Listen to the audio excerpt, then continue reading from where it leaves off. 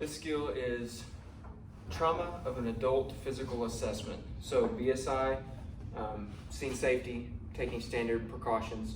I'm going to come up to my patient, assessing his general appearance. So I'm going to come up, I'm going to say, sir, what seems to be the problem today? I can already see that he has something in his hand. For this scenario, it is a fork stabbed in his hand. So continuing with this, I'm going to go ahead and stabilize the object. So I'm going to grab some, whether it's gauze or like a gauze roll. I'm going to place it on each side and I'm going to wrap his hand up, noting if there is any bleeding. In fact, this patient does have bleeding, so I'm going to get some sterile saline, kind of wash it off, kind of clean it up, and then wrap it. Sir, do you know if you have any other injuries other than this one? No. Okay. So he said that he doesn't have any other injuries. Just for my peace of mind, I'm going to go ahead and do a rapid head-to-toe assessment, a full body assessment as well. So I'm going to come up to my patient. I'm going to tell him what I'm doing. So sir, I'm just going to start at your head, kind of work my way down, going to your neck, to your chest, to your pelvis, and then down to your legs and arms. Just making sure that you don't have any other injuries.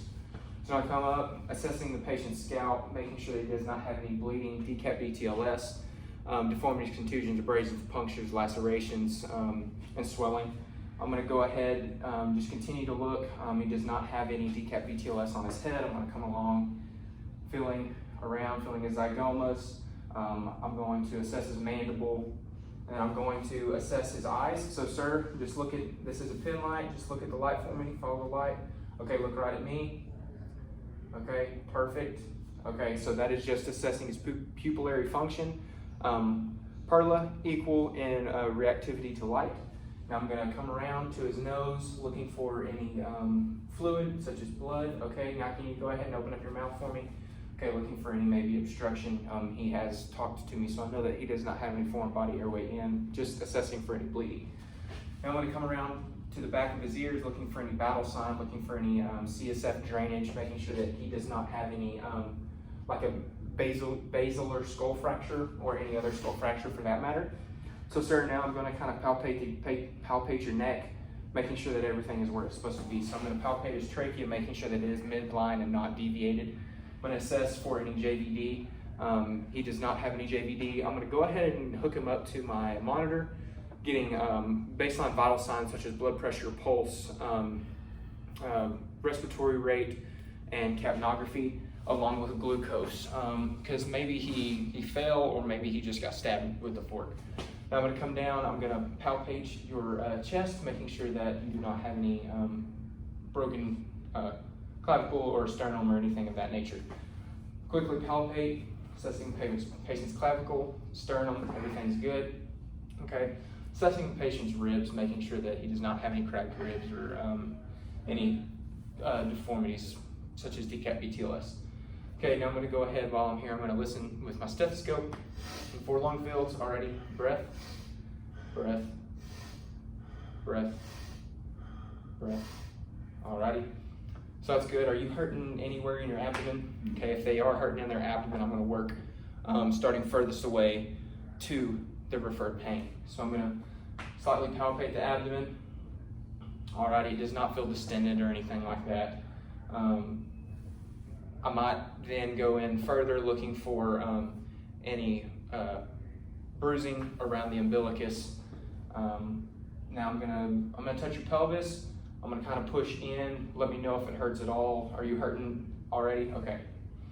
Did any of that hurt? Okay, perfect. Is all your genitalia good? Not hurt or anything like that? Okay, perfect. Now I'm gonna palpate your legs, assessing for signs of DCAP BTLS. Perfect. Alrighty, did any of that hurt? Okay, awesome. So now I'm gonna work on your arms. Okay, good. Assessing for a pulse. Has a pulse. Okay. Any of that hurt? Alrighty, checking for the pulse. Okay. Can I get you to squeeze my fingers for me? Okay, perfect. Alrighty, wiggle your fingers. Okay, cool. Now I'm gonna assess the color, temperature, condition, along noting any signs of turgor. That might be sign of dehydration. Now to come down to the patient's pedal, or his feet, assessing the pedal pulses. He does in fact have pedal pulses. Wiggle your toes for me. Okay, which toe am I touching? Big toe. Okay. If he does, in fact, if I maybe see edema or something, I'll take off his shoes, take off his socks, and look at his feet. Maybe there are other signs that we cannot see with his shoes being on. I'm going to then work on the patient's back. If he's complaining of maybe lower pain, then I'll kind of get him to sit up or maybe stand up if he can tolerate it, such as signs of his blood pressure, if that can tolerate it. So I'm going to have him sit forward, and I'm going to just palpate the back of his spine, back of his ribs, just making sure that everything is in the anatomical location. So let me know if this hurts at all. Assessing for any signs of step-offs. I'm going to go ahead and palpate the back, going all the way down the spine, feeling down by the coccyx, making sure that it is all, that there are no abnormalities or breaks or anything like that. All right, does all that feel good? Okay, I'm going to go ahead and listen to 4 other lung fills back here. So breath, okay, breath, breath, breath. Okay, you're good to sit back. So just like the front, listening to the lung sounds that are clear and equal bilaterally, full chest rise and fall, so that means that there's adequate perfusion. I didn't hear any wheezing or crackles, rails, or anything like that, noting the reason I said clear.